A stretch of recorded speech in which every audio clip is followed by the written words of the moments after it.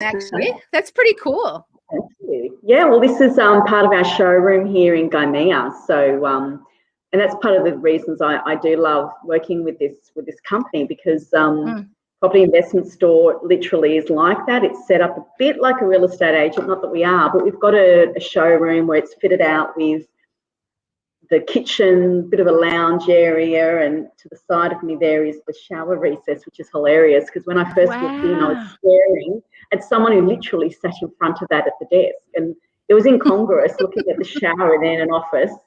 But we've got our office set up in this showroom, and people can get a real feel for the different types of properties that we sell. And what I like about that is it gets it out of the shadows, and where this whole idea of property investment seems so complex and so scary and not as visible and transparent, we've got it out in the open. Yeah. Wow. I love that. We're going to have fun talking. I know I can already tell with some of the things that you're saying there. I just firstly wanted to welcome you to the decision table, where literally we just have conversations, but we do have one lens that we use every month. And that's the only thing that we put everything through. And that is, for this month, the lens of humanity as stakeholders. So I'm going to be pretty interested to see where we go with our conversation today. But welcome to the table.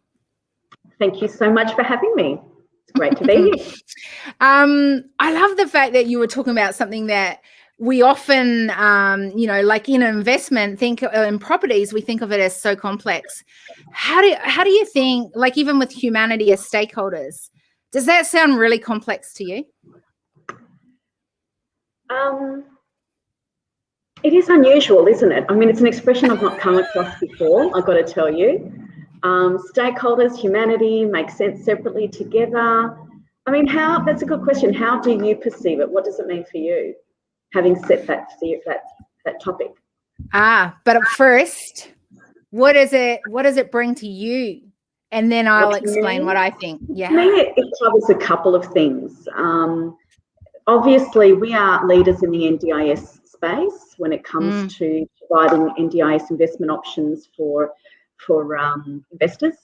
And I really love working in that space, because it's helping a really worthwhile group, helping people with disabilities who are eligible through the NDIS Specialist Disability Accommodation Scheme to get purpose-built homes that look and feel like homes, which is what we do. So we're getting them out of nursing homes, out of hospitals, out of housing commission situations and other really unpleasant living situations into their own home.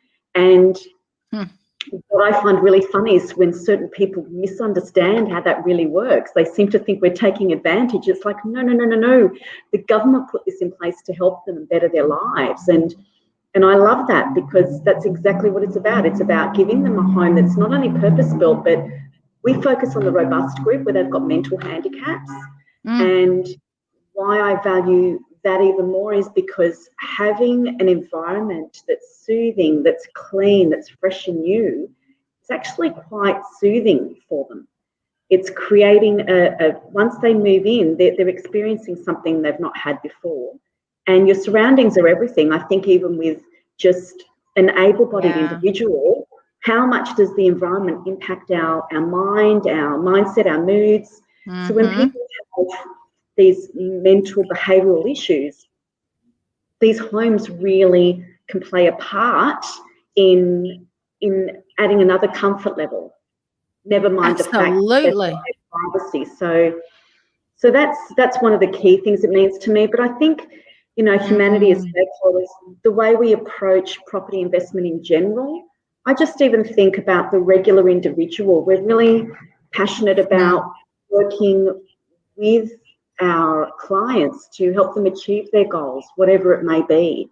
And it's not about pushing our agenda. It's not about pushing the agenda of different developers. We've got relationships with so many. It's really about finding the right thing that's going to fulfill their needs and getting them ahead, and getting them ahead financially excites me.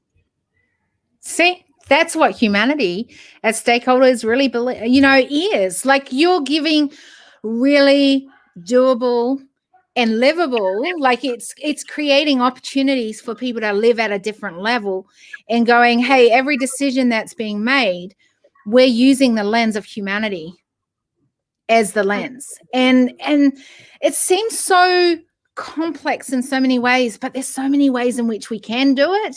And all I think of as humanity, as stakeholders, means that we're going to make decisions that are adding value to humanity going forward, not taking away.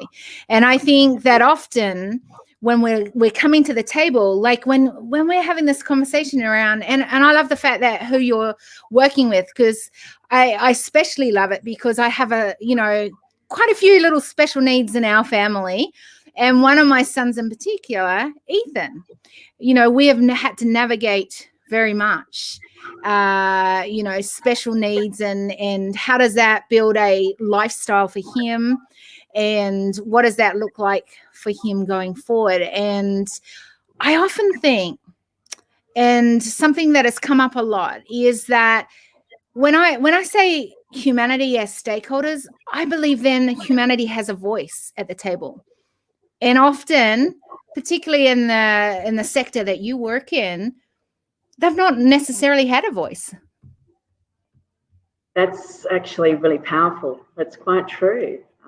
And it's great to see the carers who are looking out for them, putting their interests first and I guess giving them that voice and finding something that is going to suit them as well. Because even though we've got SDA there and there are different homes that are being built, the reality is that just like any other tenant application, they get to choose where they live. So they're not forced into any one home. They look at the location, the style of home, the features of the estate perhaps, the area, and they have a say in where they live. So I never thought of it that way, but it's true. It's a pretty amazing thing, right? Because you take it back to yourself. Like, do you want a choice where you live? What happens every day of your life? I know, but there's so many sectors, and one of them being the one that you work with, that don't have that voice. No, and it would be pretty hard for them to articulate it as well. Correct. So I lost my train. I had something there, but it's just gone. It's all good. Here's the interesting thing. How do they navigate? Because in the case of, those that you work with, that is not always easy for them to communicate what their needs are, what they really want sometimes. So how do you sort of navigate between that? Okay, well, this is what I like about what we do. So where we're different from other organisations is that we do focus on the largest proportion of eligible participants through the robust home. But at the same time, we actually offer the full end-to-end service. And why that's important is because we're not just providing a full turnkey fixed price package that says here's an NDIS home for the investor. We actually have our sister company, the SDAMA, and they do the fulfillment. So we're connected. So the director of this company deliberately set up the SDAMA, partially to protect the investor, because there are a lot of people taking advantage of these handouts from government. But at the same time, it means there's a connect. So we have the team at the SDAMA who are liaising with carers all the time, who have identified, and we liaise with government as well. So we've got our ear to the ground. We're getting valuable information from the very people that this impacts. And as a result, we've included that in our design, and we've created homes that suit this group even more effectively. We've got value adds that's come as a result of talking with these people. So we're getting the feedback and we're getting to act on it in the actual product that we provide as well. So we've got the product and the service connected. One of the things that I seem to pick up from what you're saying here is that you talk really and connect with many other people. It's not just you as an isolated group that you're involved in, but it's beyond that.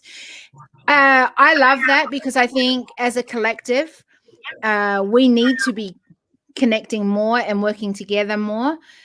But there's a lot of division that's happening across the globe in many different sectors. And so why does it work with you guys? Why have you guys gone, hey, we could do all this ourselves, but we're actually better if we connect with other people and can do more for those that are involved in what you do?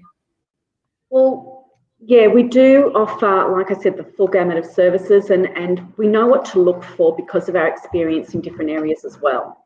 So when you say, why do we succeed in it? Well, it's because we've got members in the team who have financial knowledge, who've got mortgage broking experience. Of course, the property investment experience is there. So we've got the relationships with other property managers. We understand what's involved in that realm. Now, when it comes to the NDIS, that's been a journey and a half, okay? So every single one of us is learning, and anyone who says they're all over it is kidding themselves. I mean, no sooner than we've been in this space for almost 4 years now, and there was no NDIS building code when we started.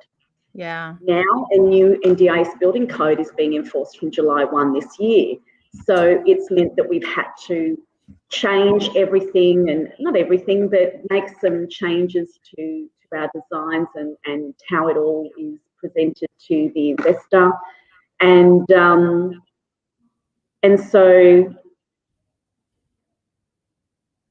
so we've just got that dialogue continually happening in an area that's a bit unknown. So a lot of people want guarantees, they want information here and there, and the truth is still a really new space. So the NDIS component is a bit new, but what we can call on is all our other experience, and therefore we connect with different parties. So when it comes to the finance, we've come across so many brick walls and barriers that we've actually created relationships with lenders that are looking out for the interests of the investor. Why?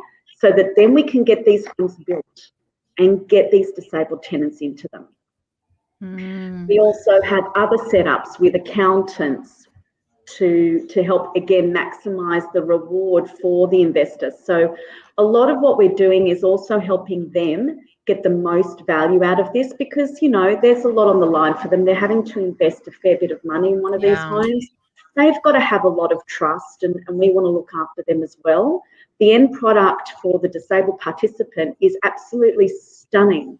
And we know that based on the feedback we've been receiving. The SDA may have been telling us that some people have been just reduced to tears. They just didn't expect to have anything so beautiful in a home like this, because, again, what we understood is they're looking for an environment that's going to be soothing and comforting. So our homes look and feel like homes. And isn't that going back to humanity? Actually treating someone who is just a human that needs to have their needs met just as much as anyone else needs their needs met, right? And I think we forget about that often when we're building out new things. I love the fact that it is a new, relatively new thing. And because of that, there are blocks and challenges. It's actually a conversation I've had a lot lately, because I think that if we look across leadership across the globe and think about it, there's a lot of change that is needed. And in fact, one of the things that I'm writing about at the moment is a white paper on the need for a new approach to leadership. And part of this is that we use different lenses. And that means then we're going to actually do things differently. And that means that we have to now have some change at the table. That change, for some, they take it into their strides and go, this is great. For others, change is not something that is welcomed. And I often think, and something that we are finding as a challenge across what I'm seeing within leadership right now, is that it's very difficult to get people across the line because it is new and you're evolving, and it's not necessarily a proven thing, yet we all know that something has to change. Any thoughts on that? Yeah, look, that's very true. It's actually a little disappointing when in the way people approach this from an investment perspective. And I would say that with just about anything. I believe if you're investing, you've got to recognise there is an element of risk. That's the whole point, the bigger the reward in life, the greater the risk. So why should this be any different? And it astounds me how many people have so much fear and they can't cross that line with a sense of trust. So the ones that move forward, they want to see it work, and they'll put their trust in you, but they also want to see it work. So they look for reasons why it will. And it's those people who will do well. I like that.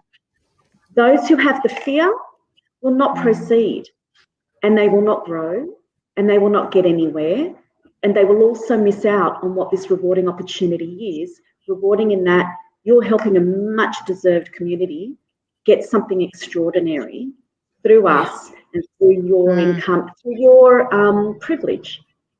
Yeah. So, isn't it? so they're missing out. That's a whole different topic, right? It is. But I even said to a client yesterday, once you make that decision, as fearful as it is, put your trust. Once you make the decision, the universe will conspire to help you and make it work and make it a reality. I believe in that 100%. I've seen it. I've lived it again and again and again.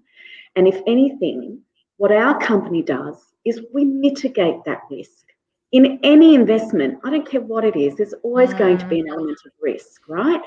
But in our case, we mitigate it. The fact that we actually set up the property management business specifically for NDIS, this is something we don't normally do. We usually work with our network of credible, brilliant, reliable property managers. In this case, being NDIS, it was a little more specialist. We couldn't find anyone doing it to the level that we were looking for, to that standard. So we set it up ourselves. And at the same time, that means we put our money where our mouth is, because if we don't get the tenants, if we don't make the income, then neither will you.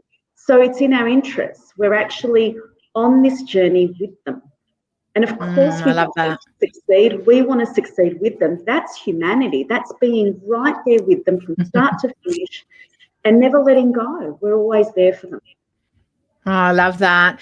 Here's an interesting thing, that's something that's come out of these conversations using humanity as stakeholders as a lens. One of them is this, that we have tended to use or communicate words that have other meanings that maybe we're trying to bring a change about, but as a norm, we're used to using that as our particular word. Here's an example you just used, risk. In many cases, risk sounds negative. If there's a risk, I don't want to do it. There's going to be some danger. There's going to be whatever it is, right? We have thinking around what risk has meant for us or has meant for us in the past. How do we communicate something that they're actually risk from? And I've realized I love risk because it creates the opportunity for the possibility of what could be. Right? But that's a different thinking. And we know that change has to disrupt some of these patterns. Any thoughts how we could do that better, or what is a better word we could use, or how do we look at risk differently? I don't know if I should use a different word. That's one that I wouldn't mind hearing people's thoughts on that and any tips. Well, we'll put that out there and I'll get back to you on that one. But honestly, Kerry, risk for me is exciting.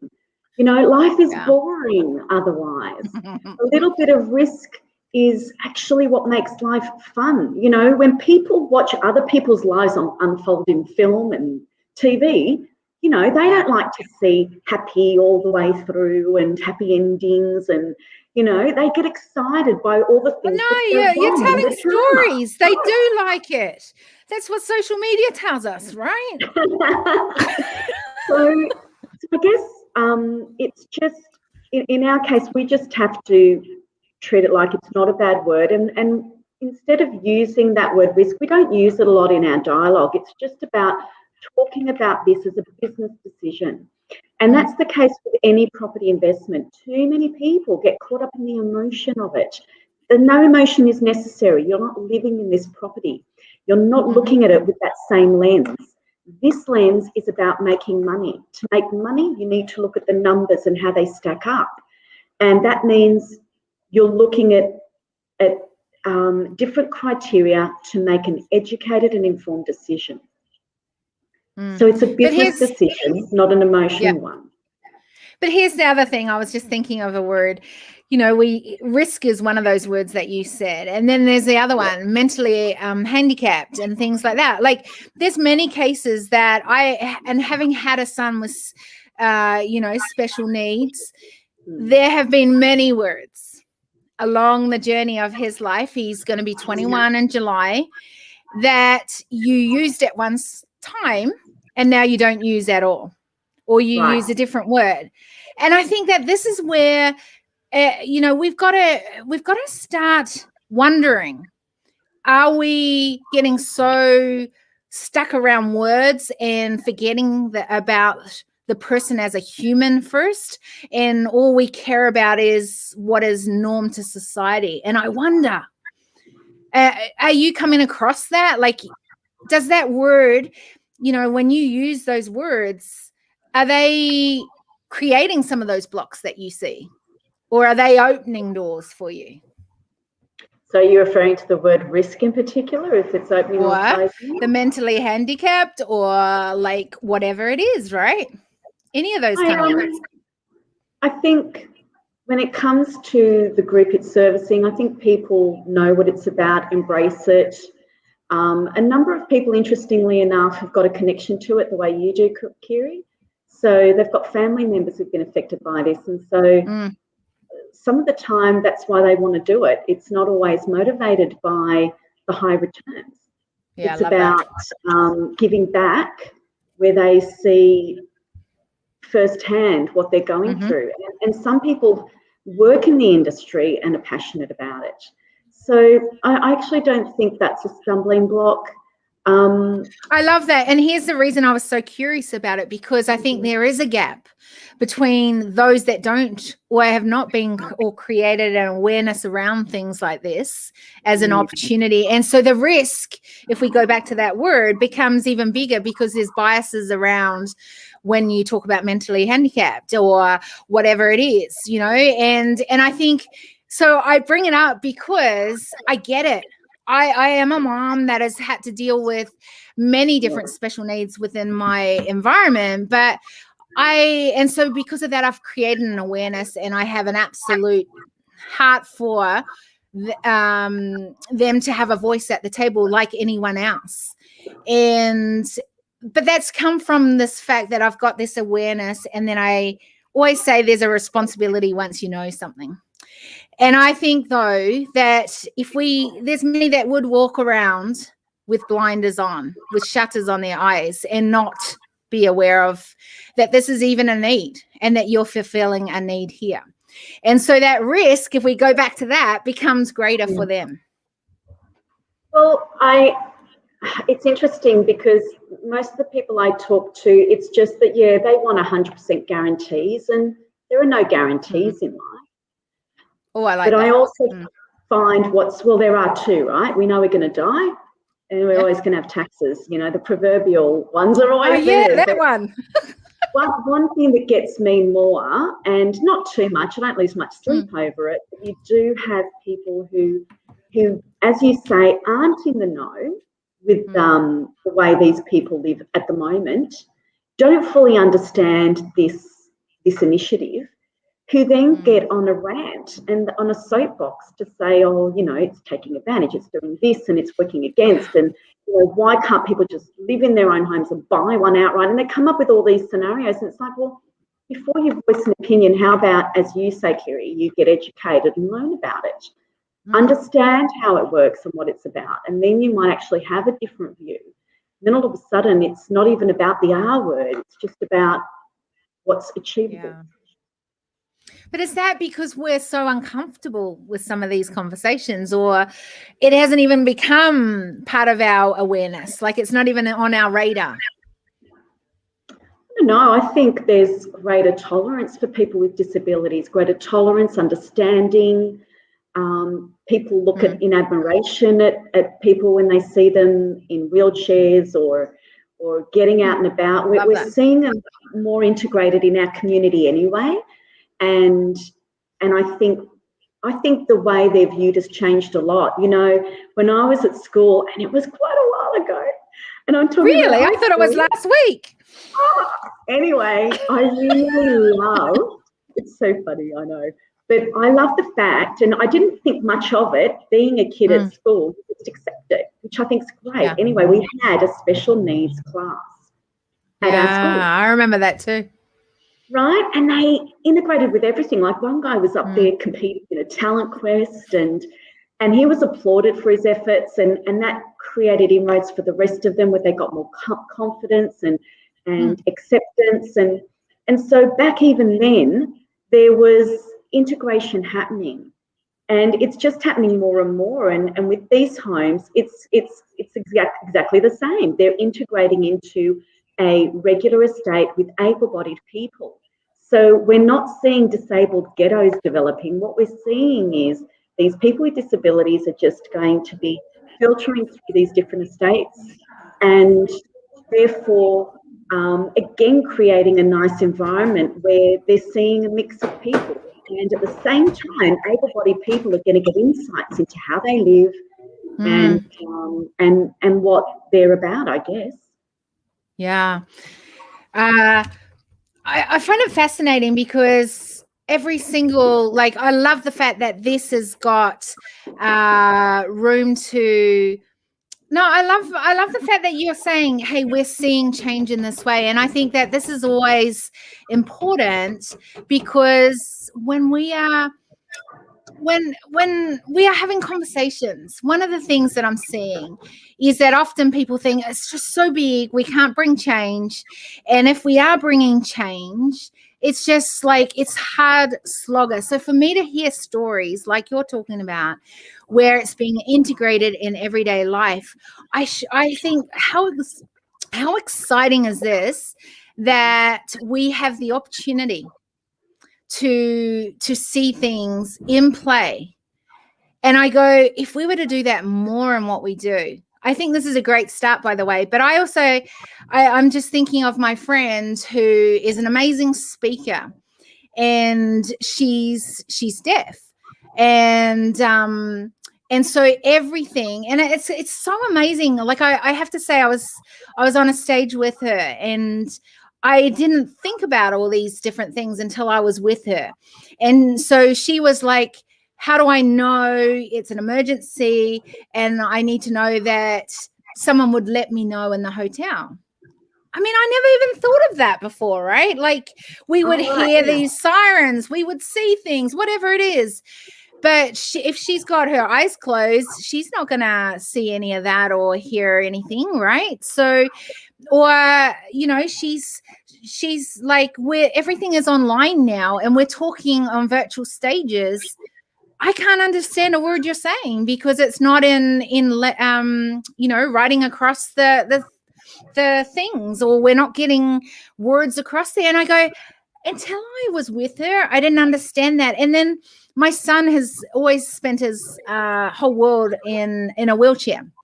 And although he walks beautifully around the house and he doesn't use it as much if he can do short spaces of time now as he's got older. But I always thought I knew what it was like to be in a wheelchair until I ended up in a wheelchair 12 years ago and spent a year and a half in a wheelchair, told I'd never walk again. Now, I have lived with it. I know exactly. I have literally done so many journeys with my son in and out of hospital in his younger years. I thought I knew what it was like for someone to live in a wheelchair. And it's really difficult sometimes for us to understand something that we don't comprehend necessarily. So how do you spread awareness so more people know what is working in what you're doing? Well, I guess it's in the matters that I've raised, because we do have fully accessible homes that we provide, but not as much. Our core is the robust. So we're talking about behavioural issues and those sorts of things. So no one really can know. No one, you know, and that's the whole point of humanity, isn't it? You're not meant to know everything. You're just meant to have some empathy. Just try to place yourself in those shoes. I think it's like that with everything. People get so wrapped up in their own personal experience, they forget the world is bigger than you, and you're only going to be connected by getting out there and connecting with people. I've lost that train again, but I just find there's this real lack of empathy because everyone's become really isolated, and it's just like people in just, let's just talk about something very different. People who work in one job over another and don't understand the degree of background work that happens to make something right, and they just take it for granted. There's just, people just don't know how to go beyond their own experience these days. I think they're just so, we're all taught to focus on our own dramas and our own world. About me, and all I can say is what we like to do is just on a broad level say that, you know, this is an opportunity where investing can be seen as self-seeking, is now actually providing a service and helping this worthy group of people. So you now, yes, you're still getting something out of it. You're getting the heart space being filled out, but you're also giving them something so amazing that they will never really be able to put it into words, particularly the disabled person. They can only convey it through the carer and through the family members in some cases as well. But we do have stories that we regale to people when they want to know, but others who come to us, they sense what it's about and they understand it. Some are motivated by the income, but a lot, as I said, are motivated by that heart space, and they trust that it's doing good to a much needed community. I love that. Tell me more about what it's like for you to be more empathetic, you personally. Well, it's a great level up. Sometimes it is. Like, I'm like everyone else, where sometimes I get caught up in my drama, but not for long anymore. That's the difference. And I think, honestly, just being a parent has changed everything. You know, when you're a parent, it doesn't matter what sort of children you have, it's no longer just about you. And so instantly you're having to think of others. And I've grown a lot since becoming a parent, and I feel things I've never felt before. I get far more emotional, like every other mum, and I know it's so sappy, but I feel pain more, things that I used to be able to brush off. I feel more, and I feel people's hurt and pain, and I don't have to do much to get into their shoes. I think the longer you live, the more you see, the more you experience, especially if you go out of your comfort zone, especially if you put yourself out there without any hesitation. You just have a life that's so rich of experience that you can't help but relate to somebody on some level. Personally, I don't think there's one client who I've had a serious conversation with. Some of them are quick phone conversations, and that's where it ends. But the ones where I have a couple of conversations with, there's always an instant connection on some level.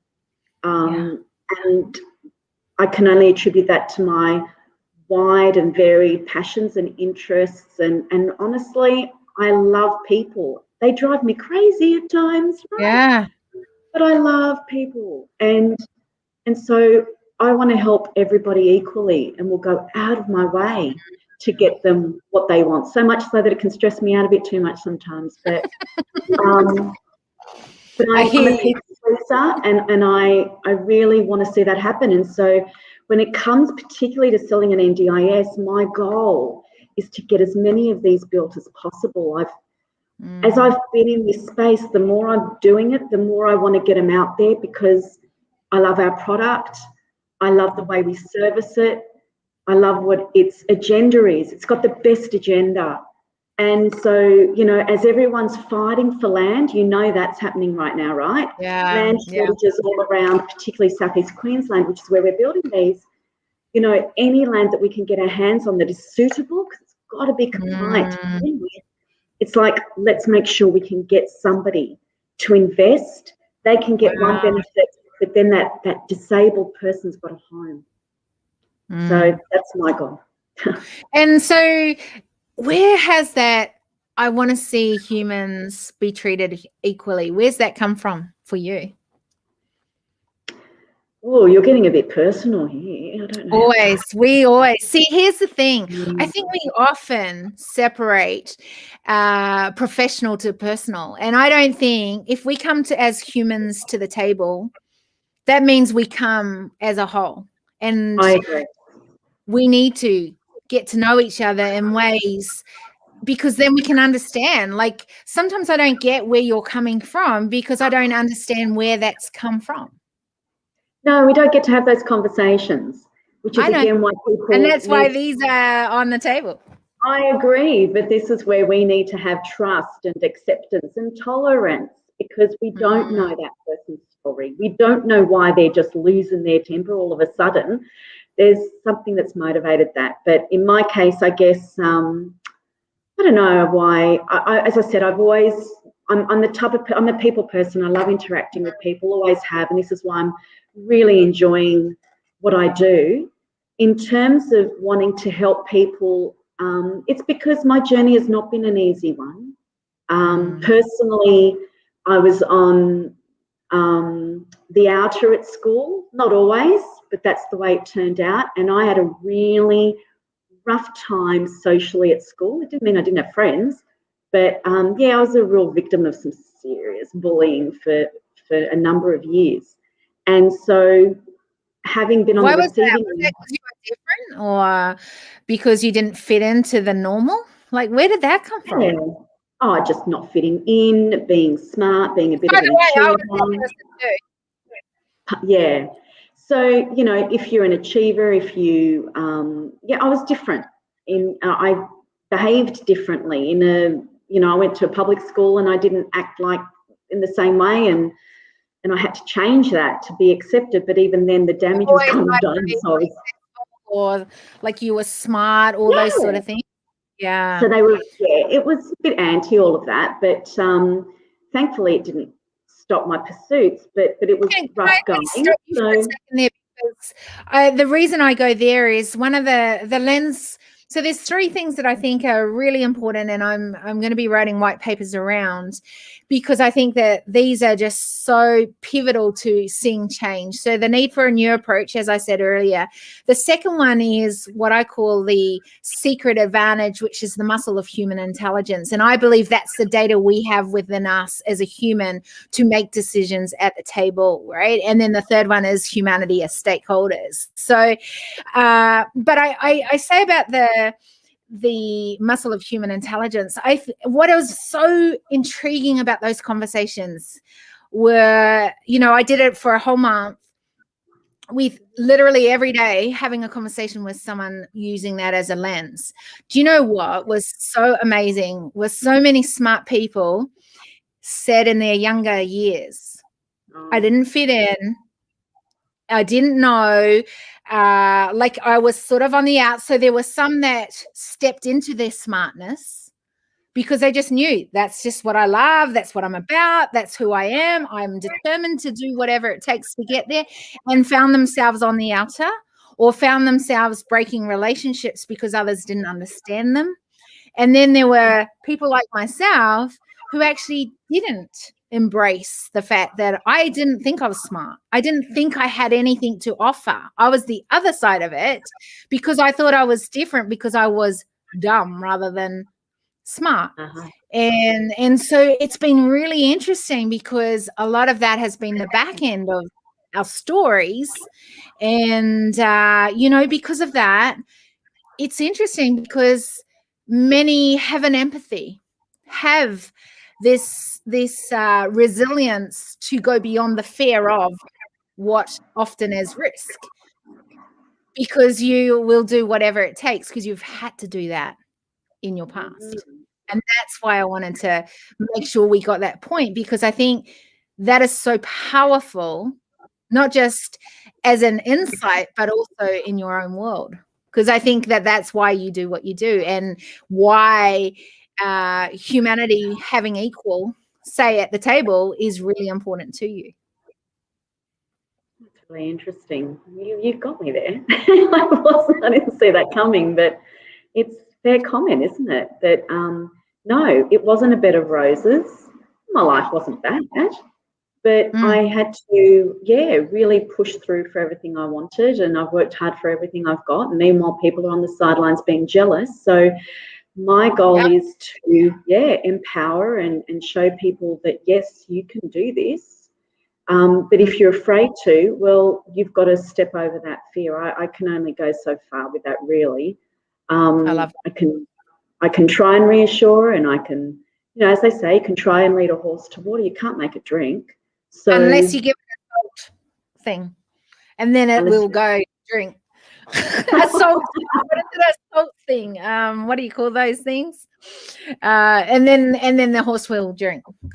Okay, so you know more about that than I do. Then we are. No, I'm just stirring. I think that this is exactly what you're saying.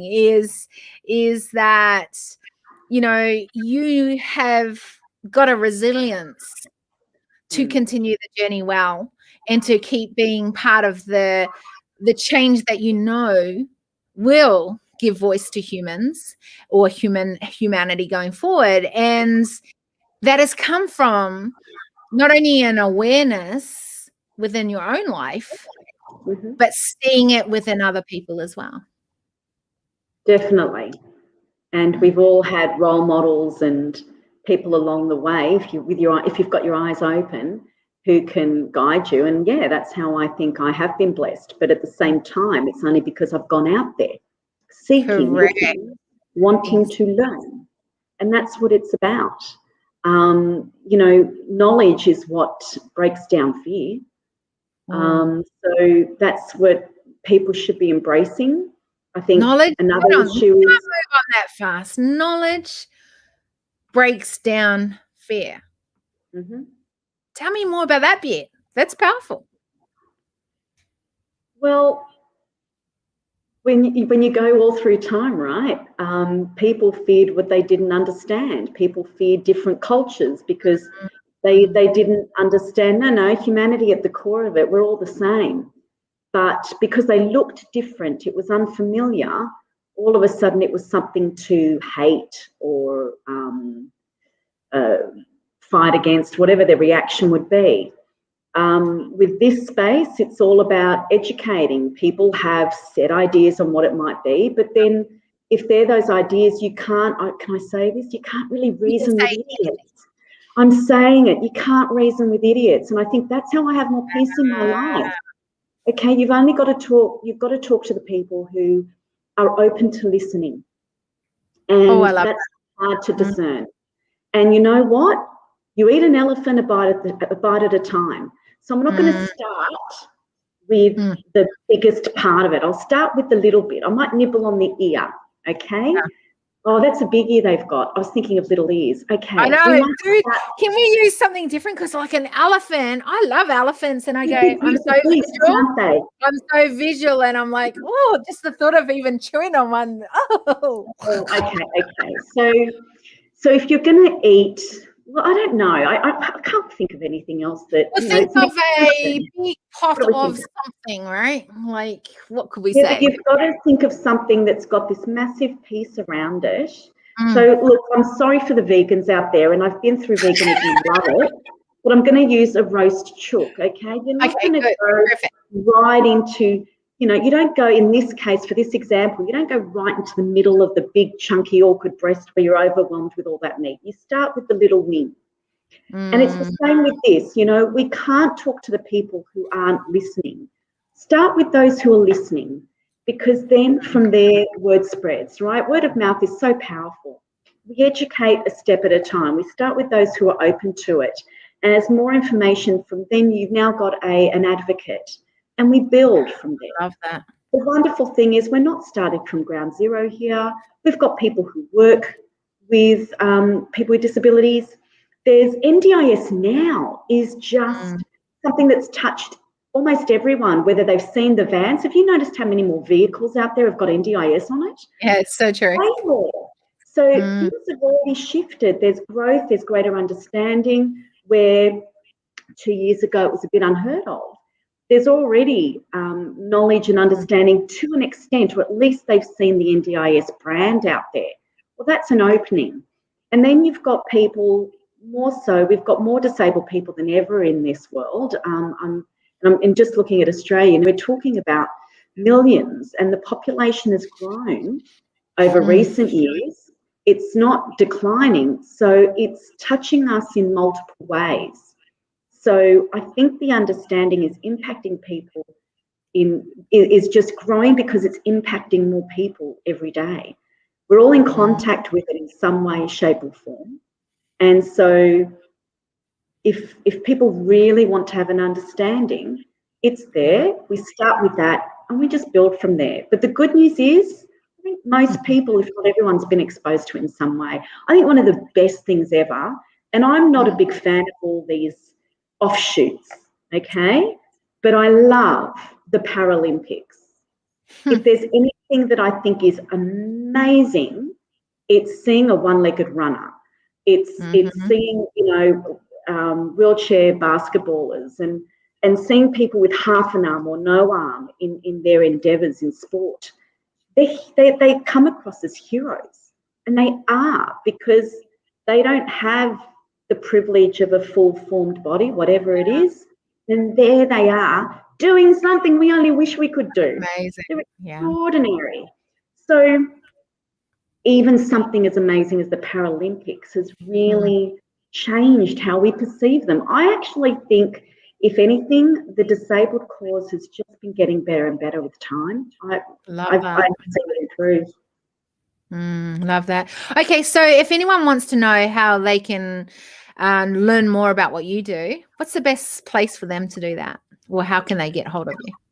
Well, there's multiple ways. We've got our website, which is the propertyinvestmentstore.com.au, and that talks about NDIS.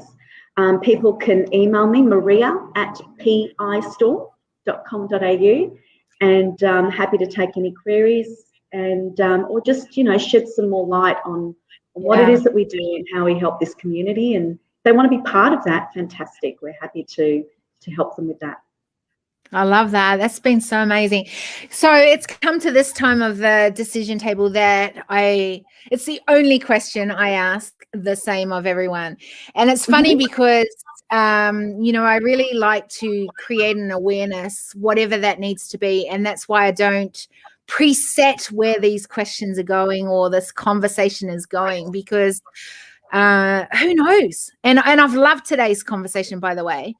I think it's gone in so many different little pieces, and part of creating awareness, I think, is, and this willingness to bring change, is for us to be evolving. And part of that is having conversations that we don't always know where that conversation's going. We don't always understand the fullness of even an answer on there, and we're sort of evolving as it goes and as this conversation continues. So the question I ask on every decision table is this: what are you taking from our conversation today? Well, I have to say this has been a bit of a journey for me because, as you said, Kiri, just for everyone's knowledge, we had nothing outlined, planned. I had no idea what I was in for. I just knew that you were amazing, vibrant. I knew that you had a connection with NDIS through your family. And I just thought, you know what, a friend recommended you to me. And again, I just placed my trust in them. So I love that. One thing that you showed me that I had never really considered before is that it's because of life not being so easy that I really want to help those who've got it the toughest, because I think people with disabilities at this level have got challenges we can never know. And I know there are so many different groups out there fighting for their rights and their rights on the personal level. But honestly, I think we all have our own little battles in life. And a disability can sometimes be even more extreme than what we can imagine. So just to have had that spotlight on why I want to help them is because, you know, life isn't easy, but we're blessed. So it was great to have an understanding of just where my passion for this really comes from. Thanks. Oh, that's so beautiful. I love that. Thank you. And thank you for your honesty and trusting, even though you don't know this platform and even though you don't know me, except for our conversation today, you've gone on this journey with me. And for that, I'm truly grateful. There was something that I got from this conversation that I'm taking with me. And that is, you said, listen. You then said, advocate. You then said, growth. And then that brings the impact. And I love that. I'm such a pattern chick. And I think that when we've got patterns that we can disrupt some of the older patterns and put a good pattern in there, then, you know, that helps to bring an amazing change that we are always needing to keep continuing being evolving and learning and being educated around. So I think listening to others at the table is so important. I think advocate, you know, I started a foundation called Voice Advocacy Foundation. So advocating a voice is always important to me, but it was a reminder of the importance of advocating. And then the growth comes when I think the growth comes when we advocate, but also it comes for those that have been advocated for, right? So that's a sort of like that mix between, and I love that. And then and so growth is so important for all of us. Continue to be the best who we're meant to be and to turn up as who we're meant to be. And then impact. I always say, because I get asked this a lot, Kerry Marie, when you get to, you know, building my company and things like that, I'll then make an impact. Or I'm making an impact here, but I'm not really building the economic side of it so much. And I go, no, it's not one or the other. Let's do both at the same time. And by the way, every time you make a decision at the table, you're having an impact. It's just whether it's adding value to humanity or taking away from. And I love the fact that in all that you're doing, you're bringing such value to humanity and you know, bringing such impact. And I know, like I've said, personally, for others to be advocating for people with special needs and, you know, being able to give them the opportunity to have some of the opportunities we take for granted, is just so beautiful to hear the story and just what you're, you know, being involved in and unfolding. So thank you for your work. I'm really, really grateful.